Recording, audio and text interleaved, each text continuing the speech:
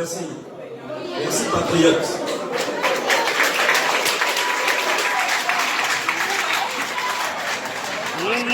Monsieur le secrétaire général, messieurs les...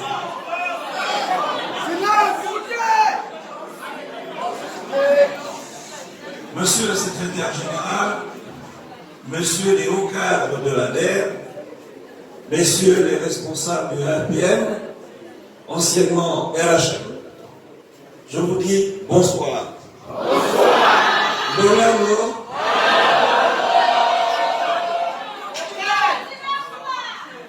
Monsieur le secrétaire général, c'est pour moi un insigne honneur que de prendre la parole une fois encore devant cette auguste assemblée composée de mes mères, de mes pères, de mes frères et de mes sœurs.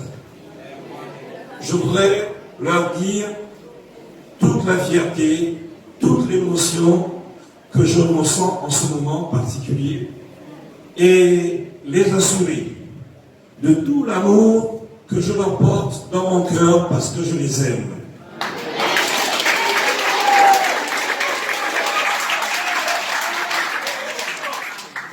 Aujourd'hui, monsieur le secrétaire général, vous l'avez souligné, c'est un jour encore particulier.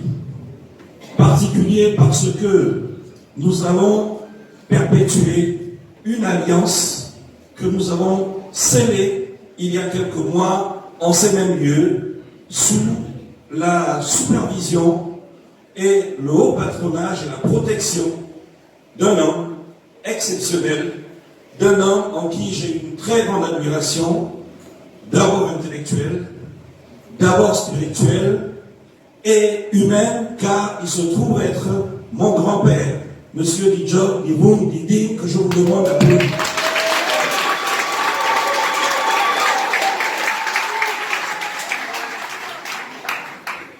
Pour emboîter votre part, juste un petit moment et ouvrir une parenthèse, je veux dire à tous ceux qui sont là, puisque mon aîné et oncle, par ailleurs, M. Idundou, a parlé de nos parcours respectifs.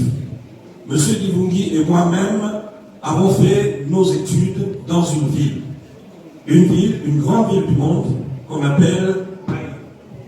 Moi, j'y suis allé à l'âge de l'adolescence, et lui, il y est allé, il avait à peine 13 ans, 12 ans. C'est-à-dire qu'il a grandi en France, à Talard, je crois, sa ville. Et puis il a étudié à Paris, comme moi. Alors, à Paris, il y a un grand fleuve, comme il en existe un dans notre si belle commune. Ce fleuve s'appelle la Seine. Et là-bas aussi, il y a une rive droite et une rive gauche. Eh bien, lui, il a étudié sur la rive droite, et moi j'ai étudié sur la rive gauche. Et lorsque nous avons des discussions, toujours très amicales et particulièrement chaleureuses, eh bien, lui, je le taxe d'être un homme de la rive droite, et moi d'être un homme de la rive gauche. Il était important de souligner cela, parce que j'ai pour le président Divungi une affection particulière, doublée d'une profonde admiration. C'est un homme d'une intelligence supérieure. C'est quelqu'un qui est pour moi un métronome, un exemple, dans sa façon de penser, dans sa façon de considérer les choses, dans sa vision du monde, dans son comportement. On a souligné ici qu'il paraît que je ne suis même pas d'ici. Il paraît que je ne suis même pas pour nous. Bon, ça, c'est ce qu'on m'a dit. Mais c'est mon grand-père qui m'a donné ordre de revenir là. Et il m'a dit, tu es un homme, tu commences à travailler et tu commences à avoir des responsabilités importantes. Tu dois rentrer chez toi, construire ta maison. Il a lui-même insisté. Alors même, comme les enfants un peu récalcitrants, je traînais un peu les pieds. Il a loué un avion à Fidjet. Vous connaissez la société à Fidjet à Libreville. Et il m'a donné l'ordre de le rejoindre un jeudi à 9h à l'aéroport. et je ne devais pas contester. Eh bien, je vais au pays, et il m'a pris par la main, il m'a ramené au village, et il m'a dit, tu as une responsabilité à exercer chez toi, vis-à-vis des tiens, parmi les tiens. Vous savez, quand on est jeune, on ne voit pas devant. Les vieux qui sont assis voient plus loin que les jeunes qui sont debout. Aujourd'hui, c'est vraiment à genoux et du fond du cœur que je lui dis merci. Et je vous demande de l'applaudir.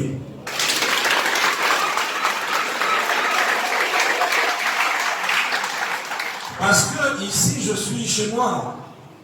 C'est ici que mes pères, mes mères, mes soeurs, mes frères, nos enfants m'attendent. Et ce n'est pas ailleurs. C'est ici que je dois rendre ce que ma famille et mes ancêtres m'ont donné. C'est cela qu'il a voulu dire. C'est cela que je ressens plus profondément même. C'est cela qui est le ressort, qui est l'explication profonde de ma démarche politique. C'est une démarche de responsabilité. C'est de dire, je suis quelque part au milieu des gens qui souffrent, des gens qui ont besoin d'espérance, des gens qui manquent de tout, des gens qui font appel à Dieu parce que leur vie est dure chaque jour, parce qu'il y a de la peine, parce qu'il y a du désespoir. Et moi, au milieu d'eux, je me dois de tenter de répondre à ça, d'essayer d'apporter du mieux que je peux, n'est-ce pas, des réponses à leurs attentes, à leurs préoccupations, à leurs souffrances. C'est pour ça que je suis parmi vous.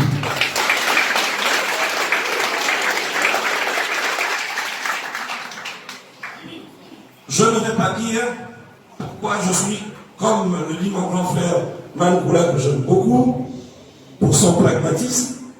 Il a dit qu'il faut que je vous dise pourquoi je suis le meilleur. Moi, je ne suis pas le meilleur. Je suis votre serviteur. Dès l'instant...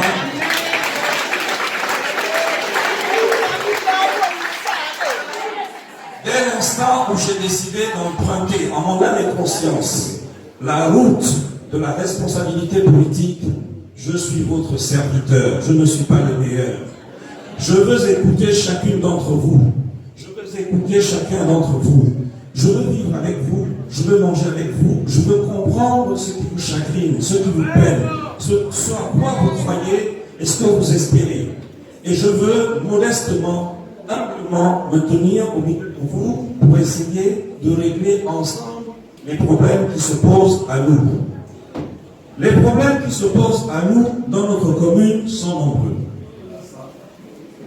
C'est la question de l'eau, auquel tout le monde n'accepte pas. C'est la question de l'électricité, auquel tout le monde n'accepte pas. C'est la question du transport public pour nos vieux, nos vieilles, mais aussi pour nos propres enfants qui font de longues distances à pied pour aller à l'école.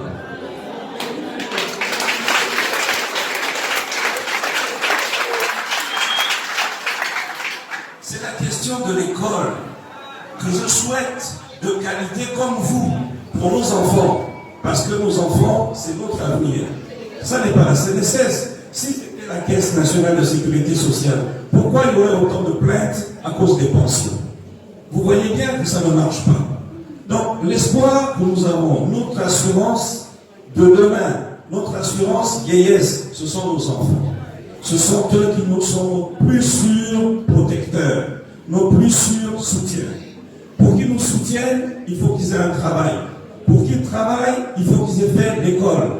Pour qu'ils fassent l'école, il faut qu'il y ait des écoles. Dans cette commune de Mouila, à l'exception de l'école G, qui a été construite par les Chinois, qui est un don de la Chine, on n'a pas construit d'école depuis plus de 25 ans. Vous vous êtes.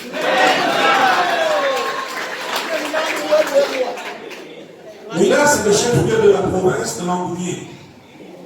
C'est ce qui est écrit dans les rapports de l'administration. Mais Mouila, c'est Mouila. Ce n'est pas une commune ordinaire. Ce n'est pas un pays, j'ai envie de dire, ordinaire. Mouila, c'est particulier dans le Gabon dans lequel nous vivons. C'est cela que j'ai expliqué, que j'ai dit au président Jean Ping il y a 3 jours à Libreville. Pour lui dire, attention, Mouila, c'est Mouila. C'est beaucoup de choses. c'est une histoire, c'est une philosophie, c'est, comme disent les Blancs, une cosmogonie, c'est aussi quelque part métaphysique. C'est pour ça qu'on appelle Wilma Rod.